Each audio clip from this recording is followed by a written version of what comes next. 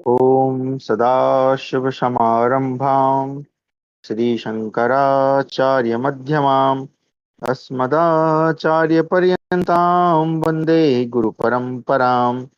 ध्येयं सदा परिभवग्नमभीष्टदोहं तीर्थास्पदं शिवविरञ्चिनुतं शरण्यं वेत्यार्तिहं प्रणतपालभवाब्धिपोतं वन्दे महापुरुषते चरणारविन्दम्।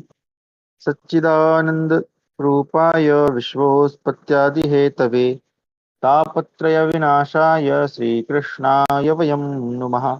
आप सभी का स्वागत है आज की हमारी शास्त्र दिन की कक्षा में। और थोड़े से अवकाश के बाद, चूंकि रक्षाबंधन था, आशा करता हूँ सभी बहनों ने अपने भाइयों से रक्षा का जो वचन होता है वो लिया होगा। और सभी भाइयों से भी निवेदन है कि अपनी बहनों की ही नहीं बल्कि विश्व में जितनी भी बहनें हैं सभी की रक्षा आपको करनी है। तो इसी उद्देश्य से हम लोग अपने ग्रंथों का भी अध्ययन कर रहे हैं कि उससे हम जो है शिक्षा भी कर सकें। तो इसके तो छोटे से अवकाश के बाद पुनः हमारी कक्षा आज आरंभ हो रही है। तो इसके पूर्व की जो कक्षा थी उसमें हमने अध्ययन किया कि मार्कंडेय जी जो हैं वो युधिष्ठिर और भगवान श्री कृष्ण इत्यादि जो उनके साथ चर्चा कर रहे हैं उन्हें भगवान कार्तिकेय या हम कहें स्कंद के विषय में उनका जन्म इत्यादि की कथा बताते हैं। किस प्रकार उन्होंने देवासुर संग्राम में देवताओं को पराजित किया और त्रिलोकी पर विजय पाई, और बाद में वो देवताओं के सेनापति नियुक्त किए गए और उनका देवताओं के द्वारा स्तवन भी किया गया। फिर हमने अध्ययन किया कि सत्यभामा उसी समय सत्यभामा और जो द्रौपदी जी हैं वो आपस में स्त्रियों के क्या क्या कर्तव्य हैं, किस प्रकार से स्त्रियों को आचरण करना चाहिए, है ना, पतिव्रता स्त्री के क्या लक्षण होते हैं, इसके विषय में चर्चा करती हैं।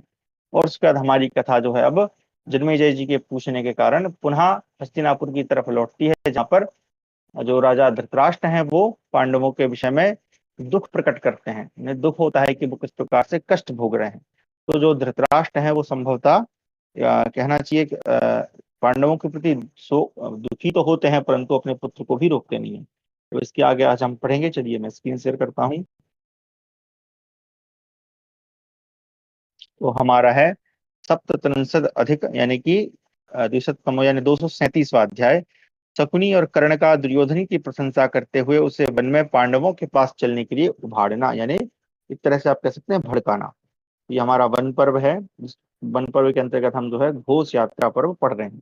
वैशंपायनोवाचो धृतराष्ट्रस्य तद्वाक्यं निशम्य शकुनिः तदा दुर्योधनमिदं काले कर्णेन सहितो ब्रवीत् प्रव्राज्य पाण्डवान् वीरान् स्वेन वीर्येण भारत वक्ष्मेमां पृथ्वीमेको दिवीश शंबरः यथा तवाद्य पृथ्वी राजन्खिला सागराम्बरा सपर्वतवना रामा सहस्थावर जंगमा प्राश्चाश्च दक्षिणात्याश्च प्रतीच्योदिश्च वासिनः ततः करप्रदाः सर्वे राजानस्ते नराधिपः।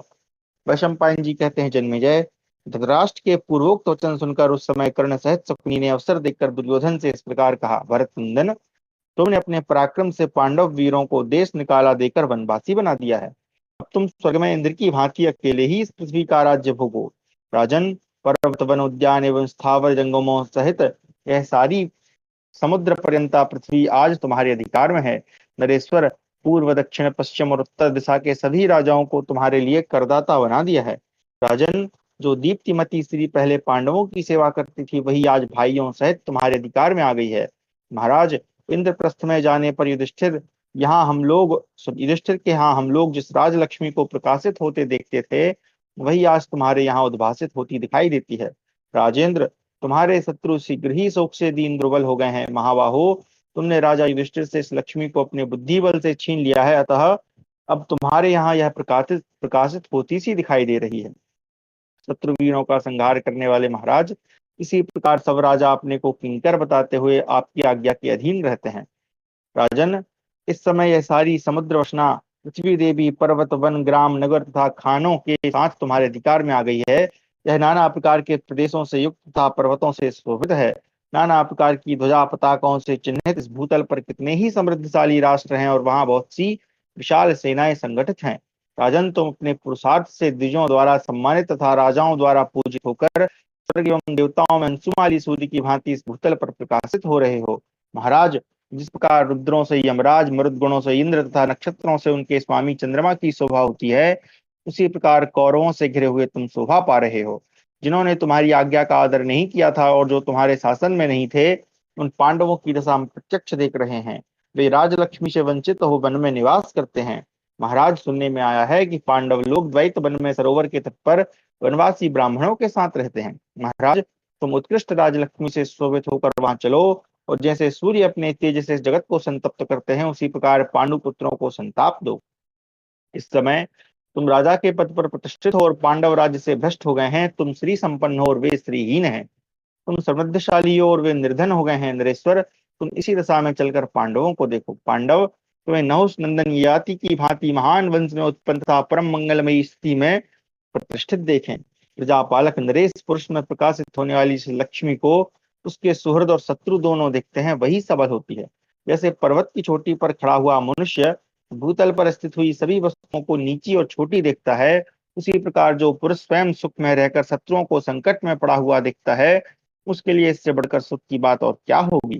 नृपश्रेष्ठ, मनुष्यों को अपने शत्रुओं की दुर्दशा देखने से जो प्रसन्नता होती है, वह धन, पुत्र तथा राज्य मिलने से भी नहीं होती। हम लोगों में से जो भी स्वयं सिद्ध मनोरथ होकर आश्रम में अर्जुन को बलकल और मृगछाला पहने देखेगा, उसे कौन सा सुख नहीं मिल जाएगा।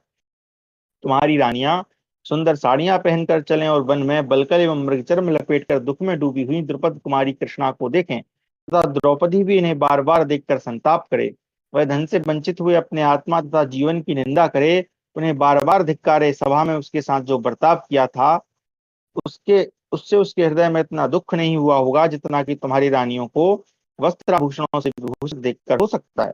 वैशंपायन जी कहते हैं, जन्मेजय, कर शकुनी और कर्ण दोनों राजा दुर्योधन से ऐसा कहकर अपनी बात पूरी होने पर चुप हो गए। इस प्रकार 237वां अध्याय समाप्त हुआ। 238वां अध्याय, दुर्योधन के द्वारा कर्ण और शकुनी की मंत्रणा स्वीकार करना तथा कर्ण आदि का घोष यात्रा को निमित्त बनाकर द्वैतवन में जाने के लिए धृतराष्ट्र से आज्ञा लेने जाना। वैशंपायनोवाच, कर्णस्य वचनं श्रुत्वा राजा दुर्योधनस्तथा हृष्टो भूत्वा पुनर्दीनम् इदं वचनमब्रवीत्। प्रविश्य यदिदं कर्णो सर्वमनसि मे स्थितं न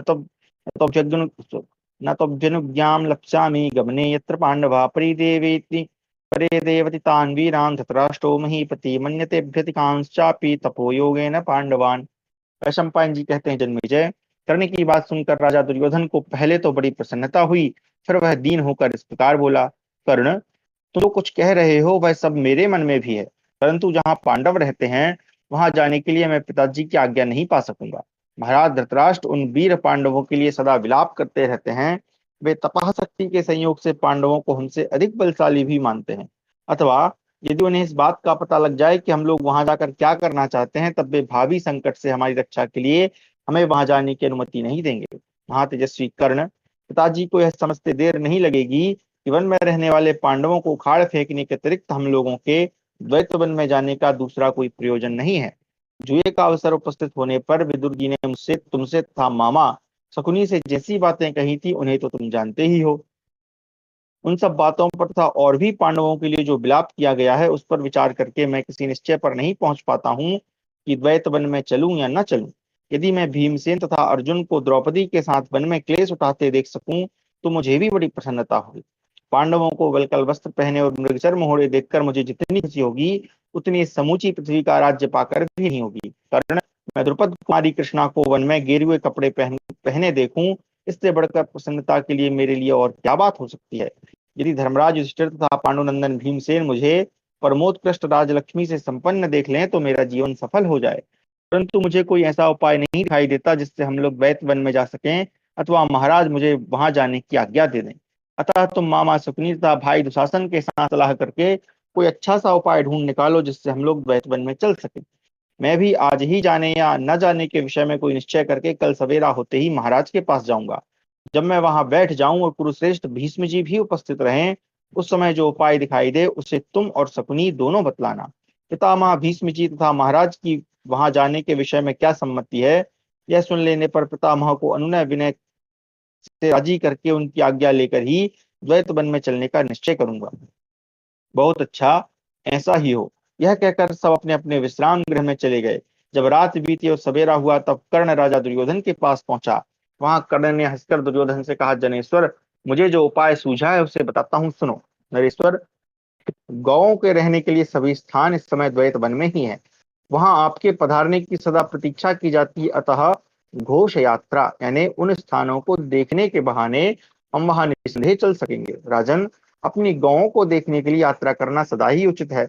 ऐसा बहाना लेने पर पिताजी तुम्हें अवश्य वहां जाने की आज्ञा दे सकते हैं। घोष यात्रा का निश्चय करने के लिए इस प्रकार की बातें करते हुए उन दोनों सुहृदों से गांधार राज शकुनी ने हंसते हुए कहा, द्वैत वन में जाने का यह उपाय मुझे सर्वथा निर्दोष दिखाई दिया है।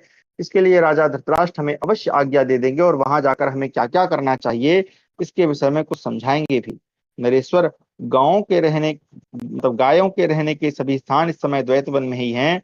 वहां तुम्हारे पधारने की सदा प्रतीक्षा की जाती है, अतः घोष यात्रा के बहाने हम वहां निसंदेह चल सकेंगे। तदनंतर वे सबकी सब अपनी योजना को सफल होती देख हंसने और एक दूसरे के हाथ पर प्रसन्नता से ताली देने लगे। फिर यही निश्चय करके वे तीनों कुरुश्रेष्ठ राजा धृतराष्ट्र से मिले। इस प्रकार 238वां अध्याय समाप्त हुआ। 239वां अध्याय, कर्ण आदि के द्वारा द्वैत वन में जाने का प्रस्ताव, राजा धृतराष्ट्र की अस्वीकृति, शकुनी का समझाना, धृतराष्ट्र का अनुमति देना तथा दुर्योधन का प्रस्थान। वैशंपायनोवाच, धृतराष्ट्रं ततः सर्वे ददृशु जनमेजयः पृष्ट्वा सुखमथो राज्ञा पृष्टाराज्ञा च भारत। तस्ते विहितः पूर्वं समङ्गो नाम वल्लभः। समीपस्थादागावो धृतराष्ट्रेण वेदयत्। अनन्तरं च राधेय सुकुनिश्च विशाम्पतेः आहतु पार्थिवश्रेष्ठं धृतराष्ट्रं जनाधिपम्। वैशंपायन जी कहते हैं, भरत नंदन जन्मेजय, तदनंतर वे सब लोग राजा धृतराष्ट्र से मिले। उन्होंने राजा की कुशल पूछी तथा राजा ने उनकी। उन लोगों ने समंग नामक एक ग्वाले को पहले से ही सिखा पढ़ा कर ठीक कर लिया था। उसने राजा धृतराष्ट्र की सेवा में निवेदन किया कि महाराज, आजकल आपकी गौएं समीप ही आई हुई हैं। जन्मेजय, इसके बाद कर्ण और शकुनी ने राजाओं में श्रेष्ठ जननायक धृतराष्ट्र से कहा, गुरुराज, इस समय हमारी गौओं के स्थान रमणीय प्रदेशों में हैं। इस समय गौओं और बछड़ों की गणना करने तथा उनकी आयु, रंग, जाति तथा नाम का ब्यौरा लिखने के लिए भी अत्यंत उपयोगी हैं। राजन, इस समय आपके पुत्र दुर्योधन के लिए हिंसक पशुओं के शिकार करने का भी उपयुक्त अवसर है, अतः आप इन्हें द्वैत वन में जाने की आज्ञा दीजिए। धृतराष्ट्र बोले, तात, हिंसक पशुओं का शिकार खेलने का प्रस्ताव सुंदर है। गौओं की देखभाल का काम भी अच्छा ही है, परंतु ग्वालों की बातों पर विश्वास नहीं करना चाहिए। यह नीति का वचन है जिसका मुझे स्मरण हो आया है। मैंने सुना है नरश्रेष्ठ भी इन दिनों कहीं वहीं कहीं आसपास ठहरे हुए हैं, अतः तुम लोगों को मैं स्वयं ही वहां जाने की आज्ञा नहीं दे सकता। राधानंदन, पांडव छलपूर्वक हराए गए हैं, महान वन में रहकर उन्हें बड़ा कष्ट भोगना पड़ा है। वे निरंतर तपस्या करते रहे हैं और अब विशेष शक्ति संपन्न हो गए हैं। महारथी तो वे हैं ही। माना कि धर्मराज युधिष्ठिर क्रोध नहीं करेंगे, परंतु भीमसेन तो सदा अमरस में ही भरे रहते हैं। राजा द्रुपद की पुत्री कृष्णा भी साक्षात अग्नि की ही मूर्ति है। तुम लोग तो अहंकार और मोह में चूर रहते ही हो, अतः उनका अपराध अवश्य करोगे। उस दशा में वे तुम्हें भस्म किए बिना नहीं छोड़ेंगे, क्योंकि उनमें तपह शक्ति विद्यमान है। अथवा उन वीरों के पास अस्त्र शस्त्रों की भी कमी नहीं है। हमारे प्रति उनका क्रोध सदा ही बना रहता है। वे तलवार बांधे सदा एक साथ रहते हैं, अतः वे अपने शस्त्रों के तेज से भी तुम्हें दग्ध कर सकते हैं। यदि संख्या से अधिक होने के कारण तुमने ही किसी प्रकार उन पर चढ़ाई कर दी तो यह भी तुम्हारी बड़ी भारी नीचता ही समझी जाएगी।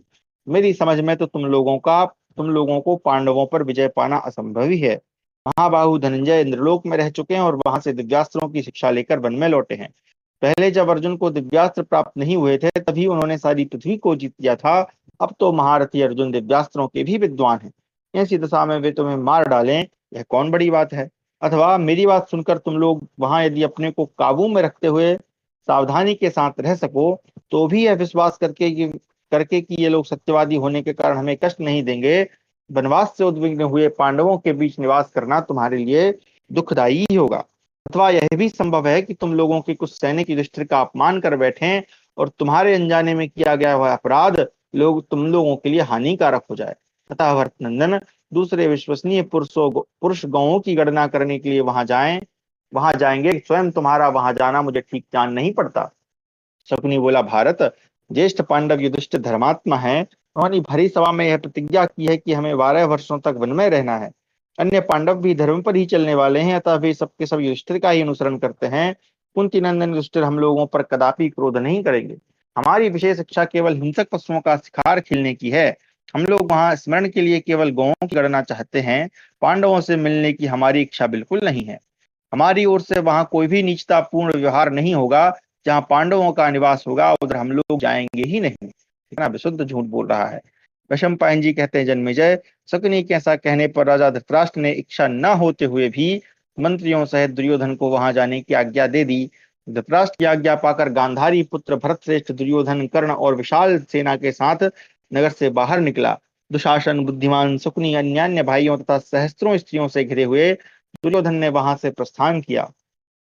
द्वैतवन नामक सरोवर था। वन को देखने के लिए यात्रा करने वाले महाबाहु दुर्योधन के पीछे समस्त प्रवासी भी अपनी स्त्रियों को साथ लेकर गए। दुर्योधन के साथ 8,000 रथ, 30,000 हाथी, कई पैदल और 9,000 घोड़े गए। बोझ ढोने के लिए सैकड़ों छकड़े, दुकानें तथा वेशभूषा की सामग्रियां भी साथ चली। बड़े बंदीजन तथा आखेट्रिय मनुष्य सैकड़ों हजारों की संख्या में साथ गए। राजन, राजा दुर्योधन के प्रस्थान काल में बड़े जोर का कोलाहल हुआ, मानो वर्षा काल में प्रचंड वायु का भयंकर शब्द सुनाई दे रहा हो। नगर से 2 कोस दूर जाकर राजा दुर्योधन ने पड़ाव डाल दिया। फिर वहां से समस्त वाहनों के साथ द्वैतवन एवं सरोवर की ओर प्रस्थान किया। इस प्रकार 239वां अध्याय समाप्त हुआ। 240वां अध्याय, दुर्योधन का सेना सहित वन में जाकर गांवों की देखभाल करना और उनके सैनिकों एवं गंधर्वों में परस्पर कटु संवाद। वैशंपायन उवाच, अथ दुर्योधनो राजा तत्र तत्र वने वसन् जगाम घोषान् अभिस्ततः तस्तत्र चक्रे निवेशनम् रमणीये समाज्ञाते सोदके समहीरुहे देशे गुणोपेते चक्रुरावशथान् पराः तैव तत्समीपस्थान् पृथगावसथान् बहून् कर्णस्य शकुनिश्चैव भ्रातॄणां चैव सर्वशः। वैशंपायन जी कहते हैं, जन्मेजय, तदनंतर राजा दुर्योधन जहां तहां वन में पड़ाव डालता हुआ उन घोषों यानी गौशालाओं के पास पहुंच गया। तक घोष का मतलब यहाँ गौशाला है। और वहां उसने अपनी छावनी डाली। उसके साथ गए हुए लोगों ने भी सर्वगुण संपन्न, रमणीय, सुपरिचित, सजल तथा सघन वृक्षावलियों से प्रदेश में अपने डेरे डाल दिए। इसी प्रकार दुर्योधन के डेरे के पास ही कर्ण, शकुनी तथा दुशासन आदि सब भाइयों के लिए पृथक पृथक बहुत से खेमे पड़ गए। रहने की व्यवस्था ठीक हो जाने पर राजा दुर्योधन ने अपनी सैकड़ों एवं हजारों गांवों का निरीक्षण करना आरंभ किया। उन सब पर संख्या और निशानी डलवा दी। फिर बछड़ों पर भी संख्या और निशानी डलवाई और उनमें से जो नाथने योग्य थे उन सब की गणना कराकर उन पर पहचान डल दी। जिन गांवों के बछड़े बहुत छोटे थे उनकी भी गणना अलग कराई। इस प्रकार जांच पड़ताल का काम पूरा करके कुरुनंदन दुर्योधन ने 3 साल के बछड़ों की पृथक गणना करवाई और स्मरण के लिए सब कुछ लिखकर वह बड़ी प्रसन्नता के साथ ग्वालों से घिरकर उस वन में विहार करने लगा। वे समस्त प्रवासी और सहस्त्रों की संख्या में आए हुए सैनिक उस वन में अपनी अपनी रुचि के अनुसार देवताओं के समान क्रीड़ा करने लगे। तदनंतर नृत्य और वादन की कला में कुशल कुछ गवैये, गोप तथा गहने कपड़ों से सजी हुई उनकी कन्याएं दुर्योधन के समीप आईं। अपनी स्त्रियों के साथ राजा दुर्योधन उनको देखकर बहुत प्रसन्न हुआ और उन्हें बहुत सा धन दिया था। यथा योग्य नाना प्रकार की खाने पीने की वस्तुएं अर्पित की।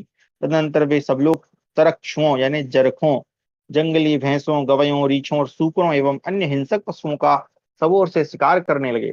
उन्होंने वन के रमणीय प्रदेशों में बहुत से हाथियों को अपने बाणों से विदीर्ण करके अनेक अनेक हिंस्र पशुओं को पकड़ लिया। भरत नंदन, दुर्योधन अपने साथियों सहित दूध आदि गौरसों का उपयोग करता और भांति भांति के भोग भोगता हुआ वहां के रमणीय वनों और उपवनों की शोभा देखने लगा। उनमें मतवाले भ्रमर गुंजार करते थे और मयूरों की मधुर वाणी सब ओर गूंज रही थी। इस प्रकार क्रमशः आगे बढ़ता हुआ वह परम पवित्र द्वैतवन नामक सरोवर के समीप जा पहुंचा। वहां मधुमत्त भ्रमर कमल पुष्पों का रस ले रहे थे। मयूरों की मधुर वाणी से वह सारा प्रदेश व्याप्त हो रहा था। सब सप्तच्छद यानी चितवन के वृक्षों से वह सरोवर आच्छादित सा जान पड़ता था। उसके तटों पर मौलश्री और नाग केसर के वृक्ष शोभा पा रहे थे। उसी सरोवर के तट पर वज्रधारी इंद्र के समान उत्तम ऐश्वर्य से संपन्न बुद्धिमान धर्मपुत्र राजा युधिष्ठिर अपनी धर्मपत्नी महारानी द्रौपदी के साथ साध्यस्क यानी कि एक दिन में पूर्ण होने वाले राजर्षि यज्ञ का अनुष्ठान कर रहे थे। कुरुश्रेष्ठ जन्मेजय, उस यज्ञ में उनके साथ बहुत से वनवासी विद्वान ब्राह्मण भी थे। राजा वन में सुलभ होने वाली सामग्री द्वारा दिव्य विधि से यज्ञ कर रहे थे। वे उसी सरोवर के आसपास कुटी बनाकर रहते थे। भारत, तदनंतर दुर्योधन ने अपने सहस्त्रों सेवकों को आज्ञा दी, तुम लोग बहुत से क्रीड़ा मंडप तैयार करो।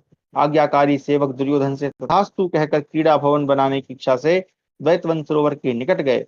दुर्योधन का सेना नायक द्वैतवन सरोवर के अत्यंत निकट तक पहुंच गया। उस वन के द्वार पर पैर रखते ही उसको गंधर्वों ने रोक दिया। वहां गंधर्वराज चित्रसेन पहले से ही अपने सेवक गणों के साथ कुबेर भवन से आए हुए थे। वे उन दोनों अप्सराओं तथा देव कुमारों के साथ विभिन्न स्थानों में भ्रमण करते थे। उन्होंने स्वयं ही क्रीड़ा विहार के लिए उस सरोवर को सब ओर से घेर लिया था। राजन, उस सरोवर को गंधर्वराज ने घेर रखा है, यह देखकर वे राज सेवक जहाँ राजा दुर्योधन था वहां लौट गए। जन्मेजय अपने सेवकों का कथन सुनकर राजा दुर्योधन ने युद्ध के लिए उन्मत्त रहने वाले सैनिकों को यह आदेश देकर भेजा कि गंधर्वों को वहां से मार भगाओ। राजा का यह आदेश सुनकर उसकी सेना के नायक वन सरोवर के समीप जाकर गंधर्वों से इस प्रकार बोले, गंधर्वों, महाराज धृतराष्ट्र के बलवान पुत्र राजा दुर्योधन यहाँ विहार करने की इच्छा से पधार रहे हैं। तुम लोग उनके लिए यह स्थान खाली करके दूर चले जाओ। राजन, उनके ऐसा कहने पर गंधर्व जोर जोर से हंसने लगे और उन राज सेवकों को उत्तर देते हुए उनसे इस प्रकार कठोर वाणी में बोले, तुम्हारा राजा दुर्योधन मूर्ख है, उसे तनिक भी चेत नहीं है, क्योंकि वह हम देवलोकवासी गंधर्वों को भी बनियों के समान समझकर इस प्रकार आज्ञा दे रहा है। तुम लोगों की भी बुद्धि मारी गई है, इसमें संदेह नहीं कि तुम सबके सब मरना चाहते हो। तभी तो दुर्योधन के कहने से तुम इस प्रकार हमसे विचारहीन होकर बातें कह रहे हो। या तो तुम सब लोग तुरंत वहीं लौट जाओ जहां तुम्हारा राजा दुर्योधन रहता है, या यदि ऐसा नहीं करना तो अभी धर्मराज के नगर यानी यमलोक की राह लो। गंधर्वों के ऐसा कहने पर राजा के सेना नायक योद्धा वहीं भाग गए जहां धृतराष्ट्र पुत्र राजा दुर्योधन स्वयं विराजमान था। इस प्रकार 240वां अध्याय समाप्त हुआ। 241वां अध्याय, कौरवों का गंधर्वों के साथ युद्ध करने की पराजय। वैशंपायनोवाच तस्ते सहिता सर्वे दुर्योधनम् उपागमन् अब्रुवंश्च महाराज यदूचुः कौरवं प्रति गन्धर्वैः वारिते सैन्ये धातराष्ट्रा प्रतापवान् अमर्षः पूर्णसैन्यानि प्रत्यभासत भारत शास्तैनान् धर्मज्ञानमं विप्रियकारिणा यदि प्रक्रीडते सर्वैः देवैः सतः क्रतुः। वैशंपायन जी कहते हैं, महाराज, तदनंतर वे सब लोग एक साथ कुरुराज दुर्योधन के पास गए और गंधर्वों ने राजा से कहने के लिए जो जो बातें कही थी उन्हें कह सुनाया। भारत, गंधर्वों द्वारा अपनी सेना के रोक दिए जाने पर प्रतापी राजा दुर्योधन ने अमरस में भरकर समस्त सैनिकों से कहा, अरे, यदि समस्त देवताओं के साथ इंद्र भी यहाँ आकर पीड़ा करते हो तो भी वे मेरा प्रिय करने वाले हैं। तुम लोग इन सब पापात्माओं को दंड दो। दुर्योधन की यह बात सुनकर महाबली कौरव और उनके सहस्त्रों योद्धा सबके सब युद्ध के लिए कमर कसकर तैयार हो गए। वे अपने महान सिंहनाद से दसों दिशाओं को गुंजाते हुए उन समस्त गंधर्वों को रौंदकर बलपूर्वक दैत्य वन में घुस गए। राजन, उस समय दूसरे दूसरे गंधर्वों ने शांतिपूर्ण वचनों द्वारा ही कौरव सैनिकों को रोकने रोकने पर भी उन गंधर्वों की अवहेलना करके वे समस्त सैनिक उस महान वन के भीतर प्रविष्ट हो गए। जब राजा दुर्योधन सहित समस्त कौरव वाणी द्वारा मना करने पर न रुके, तब आकाश में विचरने वाले उन सभी गंधर्वों ने राजा चित्रसेन से यह सारा समाचार निवेदन किया। यह सुनकर गंधर्वराज चित्रसेन को बड़ा अमर्ष हुआ। उन्होंने कौरवों को लक्ष्य करके समस्त गंधर्वों को आज्ञा दी, अरे, इन दुष्टों का दमन करो। भारत, चित्रसेन की आज्ञा पाते ही सब गंधर्व अस्त्र शस्त्र लेकर कौरवों की ओर दौड़े। गंधर्वों को अस्त्र शस्त्र लिए तीव्र वेग से अपनी ओर आते देख सभी कौरव सैनिक दुर्योधन के देखते देखते चारों ओर भागने लगे। धृतराष्ट्र के सब पुत्रों को युद्ध से विमुख होते भागते देखकर ही राधानंदन वीर कर्ण ने वहां पीठ नहीं दिखाई। गंधर्वों की इस विशाल सेना को अपनी ओर आती देख कर्ण ने भारी बाण वर्षा करके उसे आगे बढ़ने से रोक दिया। सूतपुत्र कर्ण ने अपने हाथों की फुर्ती के कारण लोहे के छुरप्र, विशिख, भल्ल और वत्सदंत नामक बाणों की वर्षा करके सैकड़ों गंधर्वों को घायल कर दिया। गंधर्वों के मस्तक कटकर गिराते हुए महारथी कर्ण ने चित्रसेन की सारी सेना को क्षण भर में छिन्न भिन्न कर डाला। परम बुद्धिमान सूतपुत्र कर्ण के द्वारा ज्यों ज्यों गंधर्वों पर मार पड़ने लगी, त्यों त्यों ही वे सैकड़ों और हजारों की संख्या में वहां आकर एकत्र होने लगे। इस प्रकार चित्रसेन के अत्यंत वेगशाली सैनिकों के आने से क्षण भर में वहां की सारी पृथ्वी गंधर्वमयी हो गई। तदनंतर राजा दुर्योधन, सुबल पुत्र शकुनी, दुशासन, विकर्ण तथा अन्य जो धृतराष्ट्र पुत्र वहां आए थे, उन सब ने गरुड़ के समान भयंकर शब्द करने वाले रथों पर आरूढ़ हो गंधर्वों की उस सेना का संहार आरंभ किया। उन्होंने कर्ण को आगे करके पुनः बड़े वेग से गंधर्वों का सामना किया। उनके 7 रथों का विशाल समूह था। वे रथों को विचित्र गतियों से चलाते हुए कर्ण की रक्षा करने और गंधर्वों पर बाण बरसाने लगे। तत्पश्चात सारे गंधर्व संगठित हो कौरवों के साथ भिड़ गए। उस समय उनमें घमासान युद्ध होने लगा जो रोंगटे खड़े कर देने वाला था। तदनंतर कौरवों के बाणों से पीड़ित हो गंधर्व कुछ ढीले पड़ने लगे और उन्हें कष्ट पाते देख कौरव योद्धा जोर जोर से गरजने लगे। गंधर्वों को भयभीत देखकर गंधर्वराज चित्रसेन को बड़ा क्रोध हुआ। वे शत्रुओं के वध का दृढ़ संकल्प लेकर अपने आसन से उछल पड़े। वे युद्ध की विचित्र पद्धतियों के ज्ञाता थे। उन्होंने मायामय अस्त्र का आश्रय लेकर युद्ध आरंभ किया। चित्रसेन की उस माया से समस्त कौरवों पर मोह छा गया। भारत उस समय दुर्योधन का एक एक सैनिक 10-10 गंधर्वों के साथ लोहा ले रहा था। राजन, तदनंतर गंधर्वों की विशाल सेना से पीड़ित हो वे सभी योद्धा जो पहले जीतने का हौसला रखते थे, भयभीत हो युद्ध से भाग चले। जन्मेजय, जब कौरवों के सभी सैनिक युद्ध छोड़कर भागने लगे, उस समय भी सूर्यपुत्र कर्ण पर्वत की भांति अविचल भाव से उस युद्ध भूमि में डटा रहा।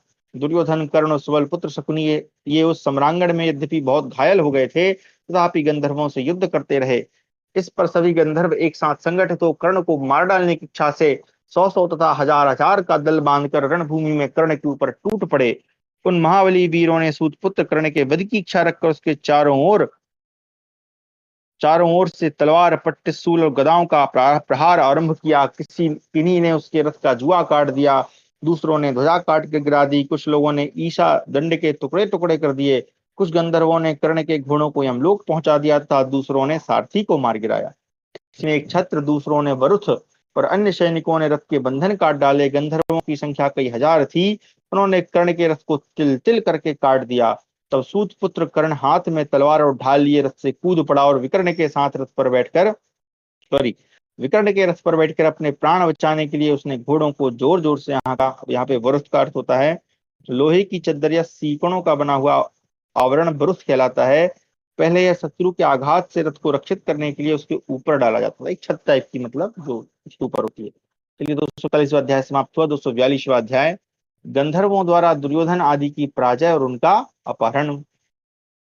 वैशंपायनोवाच, गंधर्वेस्तु महाराजो भग्ने कर्णे महारथे साम्प्राद्रवच्चमुः सर्वा धार्तराष्ट्रस्य पश्यतः तान् दृष्ट्वा द्रुपदः सर्वान् धार्तराष्ट्रान् पराङ्मुखान् दुर्योधनो महाराजो नासीत् तत्र पराङ्मुखः तामापतन्तीं सम्प्रेक्ष्य गन्धर्वाणां महाचमूं हता सर्वर्षेण सोऽभ्यवर्षरन्नमः।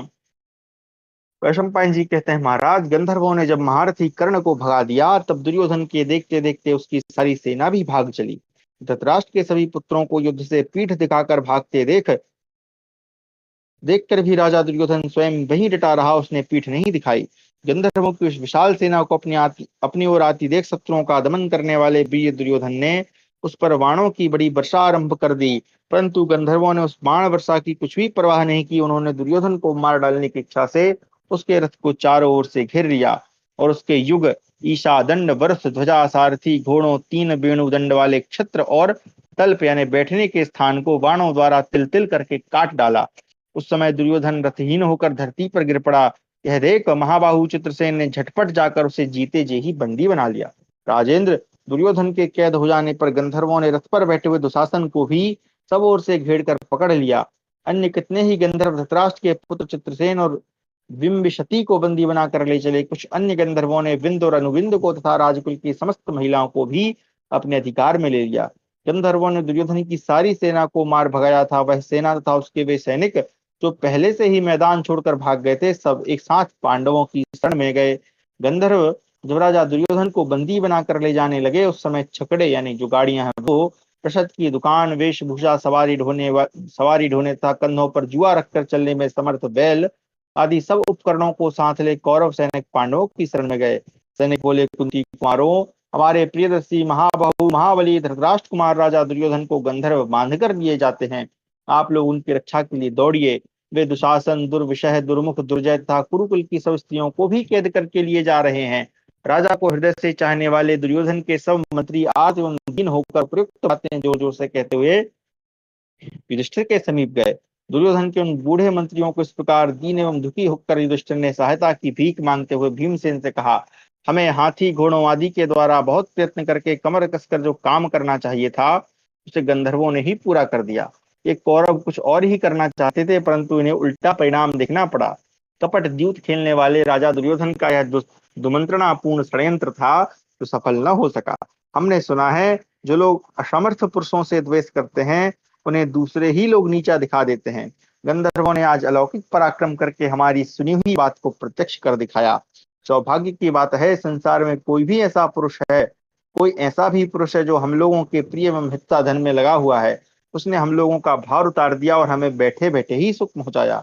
हम सर्दी, गर्मी और हवा का कष्ट सहते हैं, तपस्या से दुर्बल हो गए हैं और विषम परिस्थिति में पड़े हैं, तो भी यह दुर्बुद्धि दुर्योधन जो इस समय राजगद्दी पर बैठकर मौज उड़ा रहा है, हमें इस दुर्दशा में देखने की इच्छा रखता है।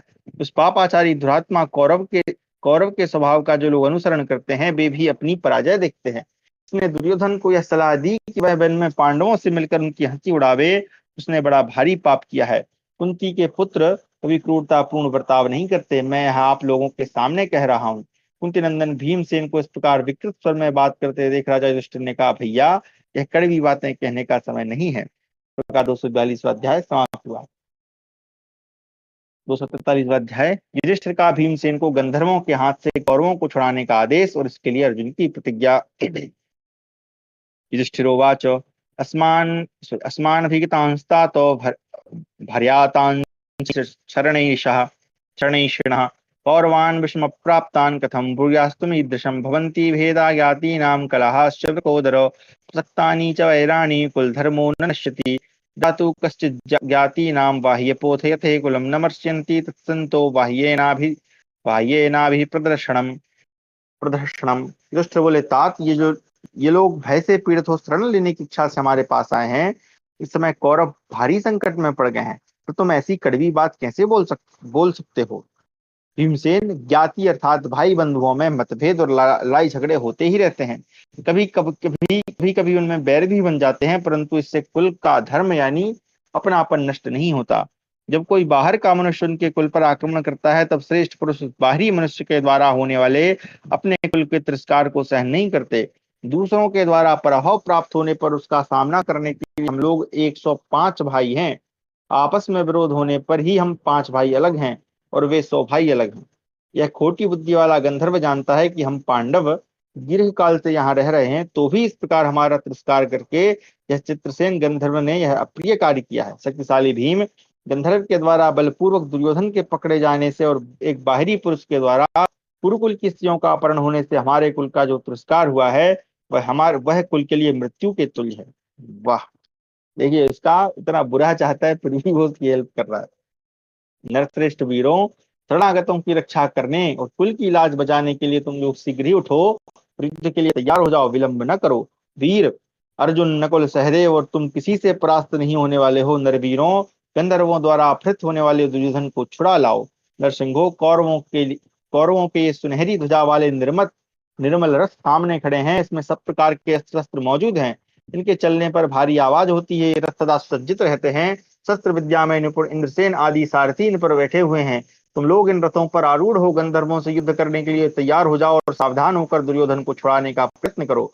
भीमसेन, जो कोई साधारण क्षत्रिय क्षत्रिय भी क्यों न हो, शरण लेने के लिए आए हुए मनुष्य की यथाशक्ति रक्षा करता है, पर तुम जैसे वीर पुरुष शरणागत की रक्षा करें, इसके लिए तो कहना ही क्या है। वैशंपायन जी कहते हैं, जन्मेजय, युधिष्ठिर के ऐसा कहने पर कुंती कुमार भीमसेन पहले के बैर का स्मरण करते हुए क्रोध से आंखें लाल करके फिर इस प्रकार बोले। भीमसेन बोले, वीर भर भैया युधिष्ठिर, आपको याद होगा पहले इसी दुर्योधन ने लाक्षागृह में हम लोगों को जलाकर भस्म कर देने का घृणित विचार किया था, परंतु देव ने हमारी रक्षा की। भरत कुलभूषण प्रभो, इसी ने मेरे भोजन में तीव्र कालकूट विष मिला दिया और मुझे लता पास से बांधकर गंगा जी में फेंक दिया था। कुंती नंदन, जुए के समय इसने बड़े बड़े पाप किए हैं। द्रौपदी का स्पर्श, उसके केसों को पकड़कर खींचना और भरी सभा में उसे वस्त्रहीन करने के लिए उसके वस्त्रों का अपहरण करना, ये सब दुर्योधन के कृत्य हैं। पहले के किए हुए पापों का फल आज दुर्योधन भोग रहा है। इस धृतराष्ट्र पुत्र दुर्योधन को पकड़कर दंड देने का काम तो हम लोगों को ही करना चाहिए था, परंतु किसी दूसरे ने हमारे साथ मैत्री की इच्छा रखकर स्वयं ही वह कार्य पूरा कर दिया। राजन, आप उदास न हो, गंधर्व हम लोगों का उपकारी ही है। वैशंपायन जी कहते, जन्मेजय, इसी समय चित्रसेन द्वारा अपहृत होता हुआ दुर्योधन अत्यंत दुख से पीड़ित हो जोर जोर से विलाप करने लगा।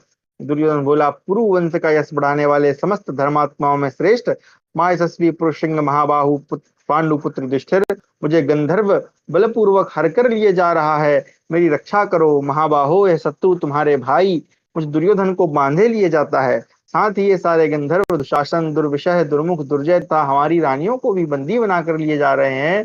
पुरुषोत्तम पांडवों, शीघ्र इनका पीछा करो और मेरे प्राण बचाओ। महाबाहु वृकोदर और महायशस्वी धनंजय मेरी रक्षा करो। दोनों भाई नकुल और सहदेव भी अस्त्र शस्त्र लिए मेरी रक्षा के लिए दौड़ आवे। पांडवों, कुरुवंश के लिए यह कुरुवंश के लिए बड़ा भारी अयस प्राप्त हो रहा है। तुम अपने पराक्रम से इन गंधर्वों को जीत कर मार भगाओ। शंपायन जी कहते हैं, जन्मेजय, इस प्रकार आर्तवाणी में विलाप करते हुए दुर्योधन का करुण क्रंदन सुनकर माननीय युधिष्ठिर दया से द्रवित हो गए। उन्होंने पुनः भीमसेन से कहा, इस जगत में ऐसा कौन श्रेष्ठ पुरुष है जो हाथ जोड़कर शरण में आए शत्रु को भी देखकर उसके द्वारा की हुई दौड़ो बचाओ की पुकार सुनकर उसकी रक्षा के लिए दौड़ नहीं पड़ेगा। पांडवों, वरदान, राज्य प्रदान, पुत्र की प्राप्ति कराना तथा शत्रु का संकट से उद्धार करना, इन चार वस्तुओं में प्रारंभ के तीन और अंत का एक समान है।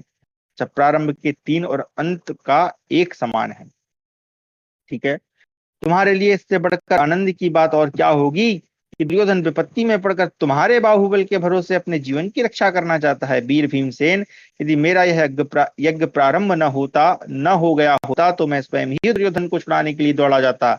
इस विषय में मेरे लिए दूसरा विचार करना उचित नहीं है। कुनंदन भीम, शांतिपूर्ण ढंग से समझा बुझाकर जिस तरह भी दुर्योधन को छुड़ा सको सभी उपायों से वैसा ही प्रयत्न करना। यदि समझाने बुझाने से वह गंधर्वराज चित्रसेन तुम्हारी बात न माने तो कोमलतापूर्ण पराक्रम के द्वारा दुर्योधन को छुड़ाने की चेष्टा करना। भीम, यदि कोमलतापूर्ण युद्ध से भी वह कौरवों को न छोड़े तो तुम सभी उपायों से उन लुटेरे गंधर्वों को कैद करके कौरवों को छुड़ाना। भरतनंदन विकोदर, इस समय मेरा यह यज्ञ कर्म चालू है, अतः ऐसी स्थिति में मैं तुम्हें इतना ही संदेश दे सकता हूँ। वैशंपायन जी कहते हैं, जन्मेजय, अजात शत्रु युधिष्ठिर का उपयुक्त वचन सुनकर अर्जुन अपने बड़े भाई की आज्ञा के अनुसार कौरवों को छुड़ाने की प्रतिज्ञा की। अर्जुन बोले, यदि गंधर्व लोग समझाने बुझाने से कौरवों को नहीं छोड़ेंगे तो यह पृथ्वी आज गंधर्व राज का रक्त पिएगी। राजन, सत्यवादी अर्जुन की वह प्रतिज्ञा सुनकर कौरवों के जी में जी आया। इस प्रकार 243वां अध्याय समाप्त हुआ। 245वां अध्याय, पांडवों का गंधर्वों के साथ युद्ध। वैशंपायन उवाच, युधिष्ठिरवचः श्रुत्वा भीमसेन पुरोगमा पृष्ठवदनः सर्वे समुतस्तु नरर्षभा वेद्यानीरतः सर्वे शमनिहन्त भारत। जाम्बूनद विचित्राणि कवचानि महारथा आयुधानि च दिव्यानि विविधानि समादधु तैदंसितः रथैः सर्वे ध्वजिनः साशराशनाः। वैशंपायन जी कहते हैं, जन्मेजय, युधिष्ठिर की बात सुनकर भीमसेन आदि सभी इंद्रश्रेष्ठ पांडव युद्ध के लिए उठ खड़े हुए। उन सबके मुख पर प्रसन्नता छा रही थी। भारत, तदनंतर उन समस्त महारथियों ने जाम्बू नद नामक स्वर्ण से विभूषित एवं विचित्र शोभा धारण करने वाले अभेद्य कवच धारण किए। फिर नाना प्रकार के दिव्य आयुध हाथ में लिए कवच धारण करके रथों पर आरूढ़ हो ध्वज और धनुष से शोभित हो वे समस्त पांडव प्रज्वलित अग्नियों के समान दिखाई देने लगे। उन रथों में तेज चलने वाले घोड़े जुते हुए थे। वे सभी रथ युद्ध की आवश्यक सामग्रियों से पूर्णतः संपन्न थे। रथियों में श्रेष्ठ पांडव उन पर आरूढ़ हो शीघ्र ही वहां से चल दिए। फिर तो कौरव सैनिकों की बड़ी भयंकर गर्जना सुनाई देने लगी। महारथी पांडवों को एक साथ धावा बोलते देख विजय श्री से शोभित होने वाले आकाशचारी महारथी गंधर्व बड़ी उतावली के साथ क्षण भर में उस वन के भीतर ऐसे एकत्र हो गए मानो उन्हें किसी का भय न हो। तदनंतर अपनी विजय से उल्लसित होते हुए सारे गंधर्व शत्रुओं का सामना करने के लिए लौट पड़े। उन्होंने देखा चारों वीर पांडव युद्ध के लिए उद्यत हो रथ पर बैठे हुए आ रहे हैं और अपनी कांति से लोकपालों के समान उद्भासित हैं। यह देखकर गंधमादन निवासी गंधर्व अपनी सेना की व्यूह रचना करके खड़े हो गए। भारत, परम बुद्धिमान धर्मपुत्र राजा युधिष्ठिर के पूर्वोक्त वचनों का स्मरण करके पांडवों ने कोमलता पूर्वक ही युद्ध आरंभ किया। परंतु गंधर्वराज चित्रसेन के मूढ़ सैनिक ऐसे नहीं थे जिन्हें कोमलतापूर्ण वर्ताव के द्वारा कल्याण के पथ पर लाया जा सके। तो भी उस समय शत्रुओं को संताप देने वाले सब्यसाची अर्जुन ने रण दुर्जय आकाशचारी गंधर्वों को समझाते हुए इस प्रकार कहा, तुम सब लोग मेरे भाई राजा दुर्योधन को छोड़ दो। यशस्वी पांडुनंदन, अर्जुन के ऐसा कहने पर गंधर्वों ने मुस्कुराकर उनसे इस प्रकार कहा, तात, हम भूमंडल में केवल एक ही व्यक्ति की आज्ञा का पालन करते हैं। भारत, जिनके शासन को सिरधार्य करके हम निश्चिंत हो सर्वत्र विचरते हैं, हमारे उन्हीं एकमात्र स्वामी ने जैसी आज्ञा दी है वैसा ही हम बर्ताव कर रहे हैं। अतः इन देवेश्वर के सिवा दूसरा कोई ऐसा व्यक्ति नहीं जो हम लोगों पर शासन कर सके। गंधर्वों के ऐसा कहने पर कुंती नंदन अर्जुन ने पुनः उन्हें इस प्रकार उत्तर दिया, गंधर्वों, पराई स्त्रियों का अपहरण और मनुष्यों के साथ युद्ध, ये घृणित कर्म गंधर्वराज चित्रसेन को शोभा नहीं देते हैं। अतः तुम लोग धर्मराज युधिष्ठिर की आज्ञा से इन महापराक्रमी धृतराष्ट्र के पुत्रों तथा इनकी स्त्रियों को छोड़ दो। गंधर्वों, यदि इस प्रकार समझाने बुझाने से तुम लोग धृतराष्ट्र के पुत्रों को नहीं छोड़ोगे तो मैं स्वयं ही पराक्रम करके दुर्योधन को छुड़ा लाऊंगा। ऐसा कहकर सव्यसाची अर्जुन ने गंधर्वों के एक एक दल पर अपने तीखे आकाशगामी बाणों की वर्षा आरंभ कर दी। इसी प्रकार बलोन्मत्त गंधर्वी भी बाणों की बौछार करते हुए पांडवों से भिड़ गए। इधर से पांडव भी गंधर्वों का डटकर सामना करने लगे। भारत तदनंतर बलशाली गंधर्वों तथा भयानक वेग वाले पांडवों में अत्यंत भयंकर युद्ध प्रारंभ हो गया। इस प्रकार 244वां अध्याय समाप्त हुआ। 245वां अध्याय पांडवों के द्वारा गंधर्वों की पराजय। वैशंपायनोवाच तो दिव्यास्त्र संपन्ना गंधर्वा हेम मालिना विसृजन्ता सनान् दीप्तान् समन्तात् पर्यवारयन् चत्वारः पांडवा वीरा गंधर्वाश्च सहस्रसारणे सन्न्यपतन् राजन् तदद्भुतं विवाभवत् यथा कर्णश्च च रथो धातराष्ट्रश्च चोभयो गंधर्वैः शतश्चिन्नो तथा तेषां चक्रिरे। वैशंपायन जी कहते हैं, जन्मेजय, तदनंतर दिव्यास्त्रों से संपन्न स्वर्णमालाधारी गंधर्वों ने तेजोमय बाणों की वर्षा करते हुए चारों ओर से पांडवों को घेर लिया। राजन, वीर पांडव केवल 4 थे, परंतु उस रणभूमि में हजारों गंधर्व उन पर एक साथ टूट पड़े। यह एक अद्भुत सी बात थी। गंधर्वों ने जैसे कर्ण तथा दुर्योधन के दोनों रथों को छिन्न भिन्न करके उनको सैकड़ों टुकड़े कर दिए थे, उसी प्रकार वे पांडवों के रथों को भी टूक टूक कर देने की चेष्टा में लग गए। राजन, रणभूमि में सैकड़ों गंधर्वों को अपने ऊपर आक्रमण करते देख इंद्रश्रेष्ठ पांडवों ने बार बाणों की झड़ी लगाकर उन सबको रोक दिया। सब ओर से बाणों की वर्षा का लक्ष्य होने के कारण वे आकाशचारी गंधर्व पांडवों के समीप जाने का साहस न कर सके। उस समय गंधर्वों को क्रोध में भरे हुए देख अर्जुन ने भी कुपित होकर महान दिव्यास्त्रों का प्रयोग आरंभ किया। वे अत्यंत बलवान थे। उन्होंने इस युद्ध में आग्नेयास्त्र का प्रयोग करके 10 लाख गंधर्वों को यमलोक पहुंचा दिया। राजन, इसी प्रकार बलवानों में श्रेष्ठ महाधनुर्धर भीमसेन ने अपने तीक्ष्ण सहायकों द्वारा सैकड़ों गंधर्वों को मार गिराया। उत्कट बलशाली माद्री कुमार नकुल और सहदेव ने भी युद्ध में तत्व सैकड़ों शत्रुओं को आगे से पकड़कर मार डाला। महारथी पांडवों के चलाए दिव्यास्त्रों की मार खाकर गंधर्व धृतराष्ट्र के पुत्रों को लिए दिए आकाश में उड़ गए। कुंती नंदन अर्जुन ने उन्हें आकाश में उड़ते देख चारों ओर बाणों का विस्तृत जाल सा फैलाकर गंधर्वों को घेरे में डाल दिया। उस जाल में वे उसी प्रकार बन गए जैसे पिंजरे में पक्षी। अतः वे अत्यंत कुपित होकर अर्जुन पर गदा, शक्ति, रिष्टि आदि अस्त्र शस्त्रों की वर्षा करने लगे। तब उत्तम अस्त्रों के ज्ञाता अर्जुन उनकी गदा, शक्ति तथा रिष्टि आदि अस्त्र शस्त्रों की वर्षा का निवारण करके भल्ल नामक बाणों द्वारा गंधर्वों के अंगों पर आघात करने लगे।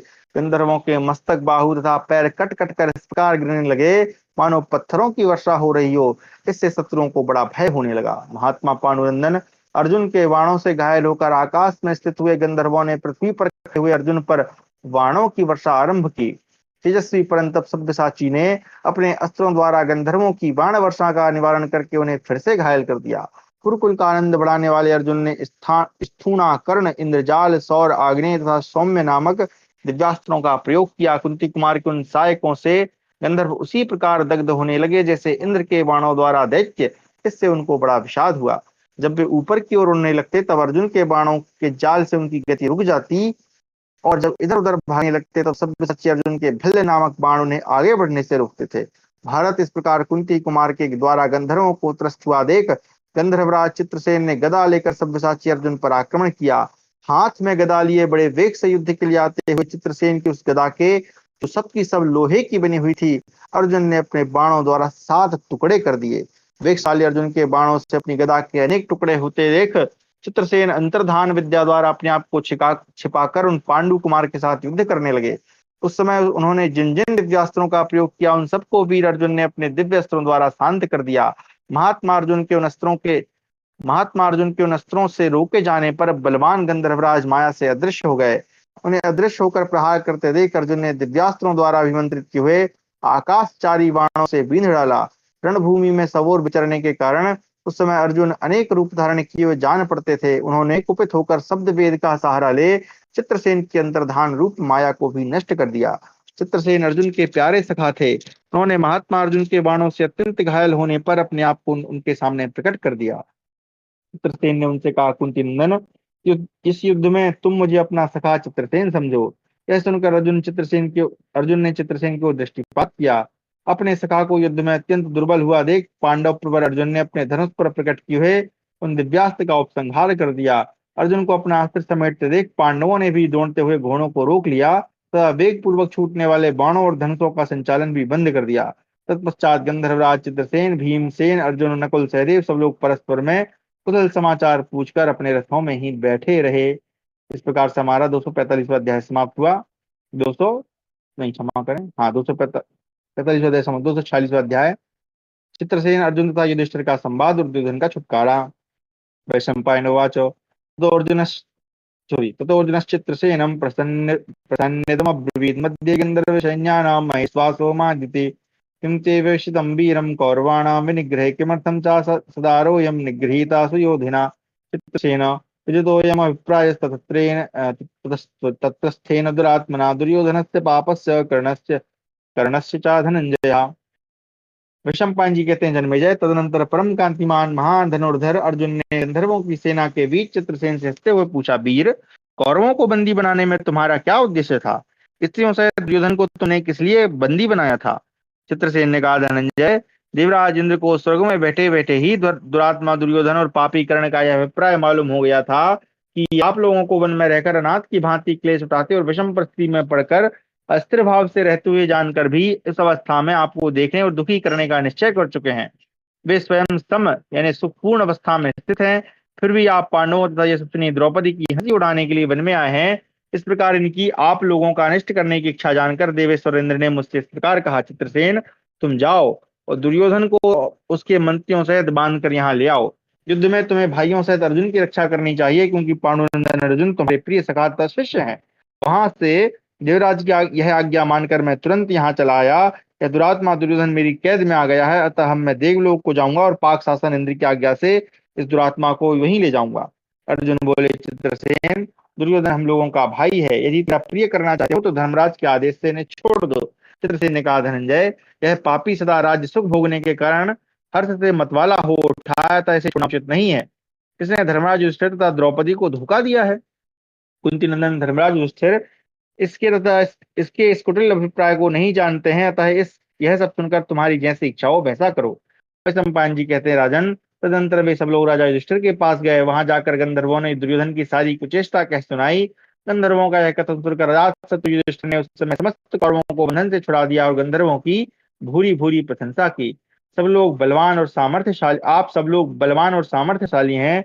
आपने मंत्रियों तथा जाति भाइयों सहित इस दुराचारी दुर्योधन का वध नहीं किया, यह बड़े सौभाग्य की बात है। साथ आकाशचारी गंधर्वों ने यह मेरा बहुत बड़ा उपकार किया कि इस दुरात्मा को छोड़ दिया, इसलिए मेरे कुल का अपमान नहीं हुआ। गंधर्वों, अपनी अभीष्ट सेवा के लिए हम आज्ञा दीजिए। हम सब लोग आपके दर्शन से बहुत प्रसन्न हैं। आप अपनी समस्त मनोवांछित वस्तुओं को प्राप्त करने के पश्चात यहाँ से शीघ्रता पूर्वक प्रस्थान कीजिएगा। बुद्धिमान पांडु पुत्र युधिष्ठिर से आज्ञा लेकर चित्रसेन आदि सब गंधर्व अप्सराओं के साथ प्रसन्नता पूर्वक वहां से विदा हुए। तदनंतर गंधर्वों सहित चित्रसेन ने देवराज इंद्र के समक्ष सब समाचार निवेदन किया। युद्ध में कौरवों द्वारा जो गंधर्व मारे गए थे, उन सबको देवराज इंद्र ने दिव्य अमृत की वर्षा करके जीवित कर दिया।